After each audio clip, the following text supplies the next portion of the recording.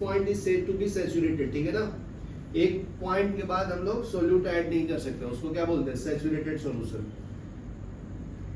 Next है dynamic equilibrium can be reached where number of solute leaving the crystal pass into solution is equal to number of returning from the solution to the crystal.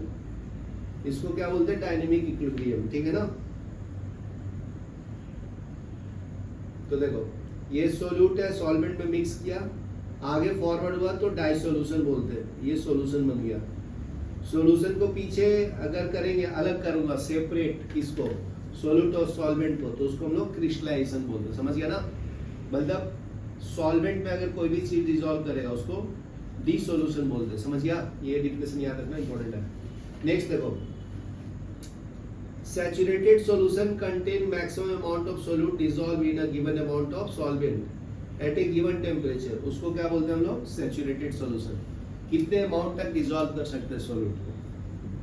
Next देखो, solution containing greater than equilibrium amount of solute is said to be super saturated, उसको क्या बोलते हैं हम लोग, super saturated।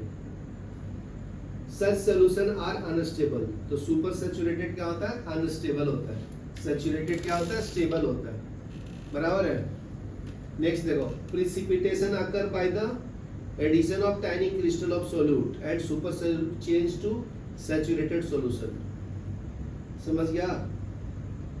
Precipitation कब अकर होता है, जब सुपर सैचुरेटेड होगा। जैसे देखो पानी में तुम नमक डालते जाओ ये घुल जाता है, और ज्यादा डालेगा तो क्या बनेगा, नीचे सेटल डाउन हो जाएगा, उसको सुपर सैचुरेटेड या क्रिस्टलाइजेशन बोलते हैं, समझा ना।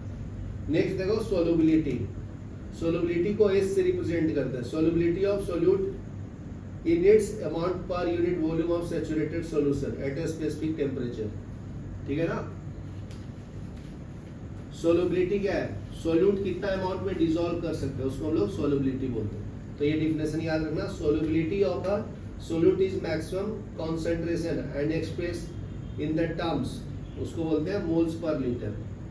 तो कॉन्सेंट्रेशन क्या है तुम्हारा, मोल पर लीटर को बोलते हैं, मोल पर लीटर। यहां तक लिखो, फिर आगे बताता हूं फैक्टर्स, ठीक है। नेक्स्ट देखो, फैक्टर अफेक्टिंग द सोलुबिलिटी, तो क्या क्या फैक्टर इफेक्ट करता है, कितना डिसॉल्व होगा सोल्यूट, ठीक है। The extent to which a substance dissolves in a solvent varies greatly with the different substance, तो different substance different amount में dissolve होता है कोई भी solvent में, तो ये किसके ऊपर डिपेंड करता है, first nature of the solute और दूसरा सॉल्वेंट